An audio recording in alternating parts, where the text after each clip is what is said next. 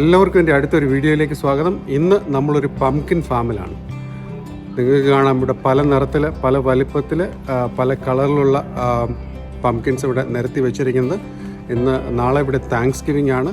അപ്പോൾ ഇവിടെ ധാരാളം വിസിറ്റേഴ്സ് ഉണ്ട്. അപ്പോൾ നമുക്ക് ഈ പംകിൻസൊക്കെ ഒന്ന് കാണാം. ഇവിടുന്ന് പലരും ഈ പംകിൻസ് വാങ്ങിച്ചുകൊണ്ട് പോയിട്ട് അത് കാർവ് ചെയ്തിട്ട് അത് ഹാലോവീന് വേണ്ടിയിട്ട് പ്രിപ്പയർ ചെയ്യാൻ വേണ്ടിയിട്ടാണ് ഈ പംകിൻസ് ഇവിടുന്ന് വാങ്ങുന്നത്. അപ്പോൾ നമുക്ക് ഈ കാഴ്ചകളൊക്കെ ഒന്ന് കാണാം. ഇത് ഒൻറ്റാരിയോയിലെ വാട്ടർലൂ റീജിയനിലെ ബെഞ്ചമിൻ ട്രീ എന്ന് പറയുന്ന ഫാമിലാണ് നമ്മളിന്ന്. ഇവിടെ ഇവരുടെ ഫാമിൽ തന്നെ വിളയുന്ന ധാരാളം പംകിൻസ് ആണ് ഇവിടെ അവർ വിൽക്കാനായിട്ട് വെച്ചിരിക്കുന്നത്. പല വലിപ്പത്തിലും പല നിറത്തിലും പല വിലയിലുമുള്ള പംകിൻസാണ്. നിങ്ങൾക്ക് കാണാം, വലിപ്പം അനുസരിച്ചാണ് അതിൻ്റെ വില അതിലോരോന്നും ഇവിടെ എഴുതി വെച്ചിട്ടുണ്ട്. നമ്മൾ ഈ പംകിൻ എടുത്ത് കൗണ്ടറിൽ ചെല്ലുമ്പം അവർ വലിപ്പം അനുസരിച്ച് അതിൻ്റെ വിലയിട്ട് നമ്മളതിൻ്റെ പൈസ കൊടുക്കുമ്പോൾ നമുക്കത് ഇവിടെ അവർ തരും. അപ്പോൾ ഈ പംകിൻ കാർവിങ് എന്ന് പറയുന്നത് കാനഡയിൽ ഹാലോവീനോടനുബന്ധിച്ച് നടക്കുന്ന ഒരു വലിയ ഒരു ആഘോഷം പോലെയാണത്. കുട്ടികൾക്കൊക്കെ ഭയങ്കര ഹരമായിട്ടുള്ള ഒരു സംഭവമാണ്. ഇത് വീട്ടിൽ കൊണ്ടുപോയിട്ട് ഇതിനകത്ത് സീഡ്സൊക്കെ എടുത്ത് കളഞ്ഞിട്ട് ഇത് പല രൂപത്തിലൊക്കെ ഉണ്ടാക്കിയിട്ട് അതിനകത്ത് ലൈറ്റ്സൊക്കെ വെച്ചിട്ട് എല്ലാ വീടിൻ്റെയും പോർച്ചിൽ അവരത് വെക്കും. രാത്രിയിൽ ഇങ്ങനെ കത്തിച്ച് വെക്കും. അപ്പോൾ ഈ താങ്ക്സ് ഗിവിങ്ങിനോട്, അത് ഒക്ടോബർ മാസത്തിൽ താങ്ക്സ് ഗിവിങ്ങിൻ്റെ ആ സീസണിലാണ് ഈ പംകിൻസൊക്കെയും വിളഞ്ഞു വരുന്നത്. അതുപോലെ ഇവിടുത്തെ ഫോൾ തുടങ്ങുന്നതിന് മുമ്പുള്ള ഒരു കാലാവസ്ഥയിലാണ് ഈ പംകിൻസ് ഇങ്ങനെ വിളഞ്ഞ് കിട്ടുന്നത്. ഇത് കഴിഞ്ഞ് കഴിഞ്ഞാൽ പിന്നെ ഫോളാണ്, പിന്നെ വിൻ്ററിന് വേണ്ടിയിട്ട് പ്രിപ്പയർ ചെയ്യുന്ന ഒരു സമയമാണ്. അപ്പോൾ ഈ പംകിൻ കാർവിങ് ഒരു വളരെ ആഘോഷമായിട്ട് കുട്ടികളുടെ ഇടയിലും അതുപോലെ തന്നെ മുതിർന്നവരുടെ ഇടയിലും ചെയ്യുന്ന ഒരു സംഭവമാണ്. ഓഫീസുകളിലൊക്കെ ഇത് പംകിൻ കാർവിങ് കോൺടെസ്റ്റുകളൊക്കെ നടത്താറുണ്ട്. ഈ പല വികൃതമായ രൂപത്തിലുള്ള പംകിൻസിനൊക്കെ വളരെ ഡിമാൻഡാണ്. ഇങ്ങനെയുള്ളതിനാണ് കൂടുതൽ ഡിമാൻഡ് ആക്ച്വലി. ഇനി നമ്മളൊരു ഫുഡ് ട്രക്ക് ഇവിടെ നിർത്തിയിട്ടിരിക്കുന്നത് കാണാനാണ് പോകുന്നത്. ബീവർ ട്രെയിൽ എന്ന് പറയുന്ന ഒരു ഫുഡ് ട്രക്കാണ്. അവിടെ നമുക്ക് ബീവർ ട്രെയിൽസ് വാങ്ങി കഴിക്കാനായിട്ടൊക്കെ പറ്റും. അതുപോലെ കുട്ടികൾ കളിക്കാനായിട്ട് ഒരു ചെസ് ബോർഡ് ഇവിടെ ഒരു ഒരുക്കിയിട്ടുണ്ട്. ഇപ്പോൾ ചെറിയ പംകിൻസാണ് അവർ കരിക്കിളായിട്ട് അവിടെ ഉപയോഗിച്ചിരിക്കുന്നത്. അതുപോലെ തന്നെ ഹോപ്പ് സ്കോച്ച് എന്ന് പറയുന്ന ഒരു ഗെയിമാണിത്. അതും കുട്ടികൾക്ക് വേണ്ടി കളിക്കാൻ വേണ്ടിയിട്ട് ഇവിടെ ഒരുക്കിയിരിക്കുന്നതാണ്. അതുപോലെ തീ കായാനുള്ള സൗകര്യങ്ങളൊക്കെ അവിടെ അവർ ഒരുക്കിയിട്ടുണ്ട്. അപ്പോൾ ഇപ്പോൾ നല്ല തണുപ്പുള്ള സമയമാണ്. 0 ഡിഗ്രിക്ക് അടുപ്പിച്ചാണ് ഇവിടെ തണുപ്പ്. സൂര്യൻ നമുക്ക് വെയിലിങ്ങനെ കാണുന്നുണ്ടെങ്കിലും നല്ല തണുപ്പാണ്. ഇതിന് ചുറ്റും വന്നിരുന്ന തീ കായാനൊക്കെ വളരെ നല്ല ഒരു സുഖമുള്ള ഒരു അനുഭവമാണ്.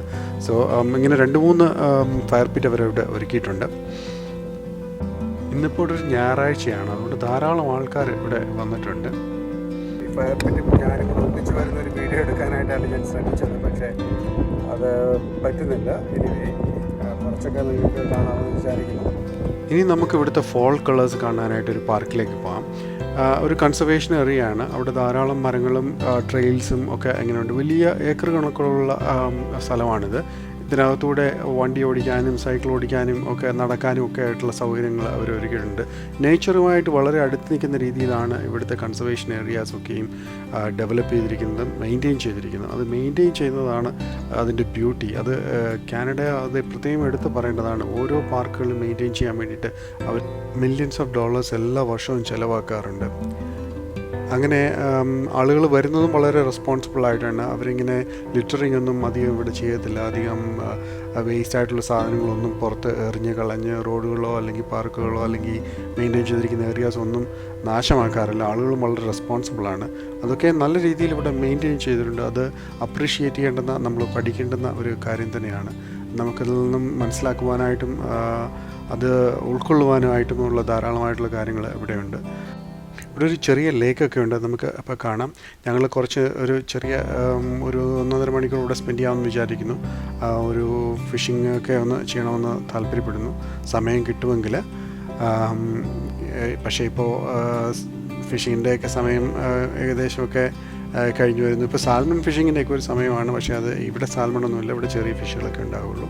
പക്ഷേ ഈ മരങ്ങളുടെയൊക്കെ കളർ തന്നെ കാണാനാണ് ഇവിടുത്തെ ഏറ്റവും ഭംഗി ആക്ച്വലി. ചുമപ്പും മഞ്ഞയും പച്ചയും ഇടതൂർന്ന് നിൽക്കുന്ന മരങ്ങളും അതിൻ്റെ മനോഹാരിത എടുത്ത് പറയത്തക്ക ഒരു മനോഹാരിത തന്നെയാണ്. വളരെ ബ്യൂട്ടിഫുള്ളായിട്ടുള്ള ഒരു കാഴ്ചയാണ് ഈ ഒക്ടോബർ മാസങ്ങളിൽ നമുക്ക് ഇവിടെ കാണാനായിട്ട് സാധിക്കുന്നത്. ഇത് വളരെ ചുരുങ്ങിയ സമയത്തേക്ക് മാത്രമേ ഇത് ഇങ്ങനെ നിൽക്കാറുള്ളൂ. 1-2 അങ്ങേയറ്റം പോയാൽ 3 ആഴ്ച മാത്രമേ നമുക്ക് ഇങ്ങനെ കാണാറുള്ളൂ. ഈ ഫോൾ കളേഴ്സ് കാണാനായിട്ട് ലോങ് ഡ്രൈവ് പോകുന്ന ആൾക്കാരുമുണ്ട്. അങ്ങനെയും ആൾക്കാർ ചെയ്യാറുണ്ട്.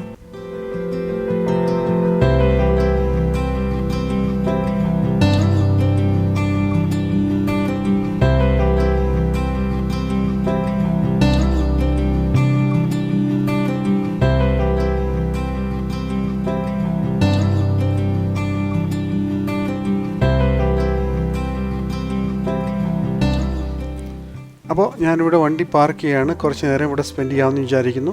എന്ത് ബ്യൂട്ടിഫുൾ ആയിരിക്കുന്നു ആ കളറൊക്കെ കാണാനായിട്ട്. ചുമപ്പും പച്ചയും ഓറഞ്ചും യെല്ലോയും എല്ലാം കൂടെ ചേർന്ന ആ കളേഴ്സ്, ഇറ്റ്സ് സോ ബ്യൂട്ടിഫുൾ. ഏതൊരാളുടെയും മനം കവരുന്ന വളരെ മനോഹരമായ കാഴ്ചകളാണ് നമുക്ക് ഈ ചെറിയ പാർക്കാണെങ്കിൽ കൂടെ ഇവിടെ കാണാനായിട്ട് സാധിക്കുന്നത്.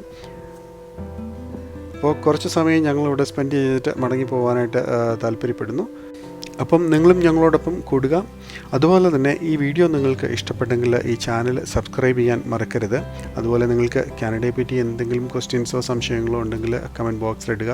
എനിക്കറിയാവുന്ന കാര്യങ്ങൾ എനിക്ക് ഷെയർ ചെയ്യുന്നതിൽ വളരെ സന്തോഷമേ ഉള്ളൂ. അതുപോലെ എനിക്കറിയാൻ മേലാത്ത കാര്യങ്ങളാണെങ്കിൽ അത് റിസർച്ച് ചെയ്തിട്ട് ഞാൻ നിങ്ങൾക്ക് മറുപടി തരുന്നതായിരിക്കും. ഞാനിപ്പോൾ കാനഡയിലായിട്ട് ഏകദേശം 10 വർഷത്തിൽ കൂടുതലായി. ഇവിടേക്ക് വരുവാനായിട്ട് ധാരാളം ആൾക്കാർക്ക് താല്പര്യമുണ്ടെന്നറിയാം. അതിനെപ്പറ്റി ഞാനൊരു വീഡിയോ അടുത്ത് തന്നെ ചെയ്യുന്നുണ്ട്. എനിക്ക് ധാരാളം കമൻസും ക്വസ്റ്റ്യൻസും മെസ്സേജസും ഒക്കെ കിട്ടാറുണ്ട്. ഇതേവരെ ഞാൻ അങ്ങനെ ഒരു വീഡിയോ ചെയ്തിട്ടില്ല. പക്ഷേ ഉടനെ തന്നെ ഞാൻ അതിനെപ്പറ്റി ഒരു വീഡിയോ ചെയ്യുന്നതാണ്. കാനഡയിലേക്ക് വരുന്നതിനുള്ള മാർഗ്ഗങ്ങളും, എങ്ങനെയാണ് ഇവിടുത്തെ ജോലി, എങ്ങനെയാണ് ഇവിടുത്തെ വിസ, എങ്ങനെയാണ് ഇമിഗ്രേഷൻ പ്രോസസ്സ്, അതിനെപ്പറ്റി ഒരു വീഡിയോ ഞാൻ ഉടനെ തന്നെ ചെയ്യുന്നതായിരിക്കും. കൂടുതൽ വിവരങ്ങൾക്കായിട്ട് നിങ്ങൾ ഈ ചാനൽ സബ്സ്ക്രൈബ് ചെയ്യുക. അതുപോലെ തന്നെ ലൈക്ക് ചെയ്യുക. മറ്റുള്ളവരിലേക്ക് ഇത് ഷെയർ ചെയ്യുവാനും നിങ്ങളുടെ സുഹൃത്തുക്കളിലേക്ക് ഇത് ഷെയർ ചെയ്യുവാനും മറക്കരുത്. Thank you for watching.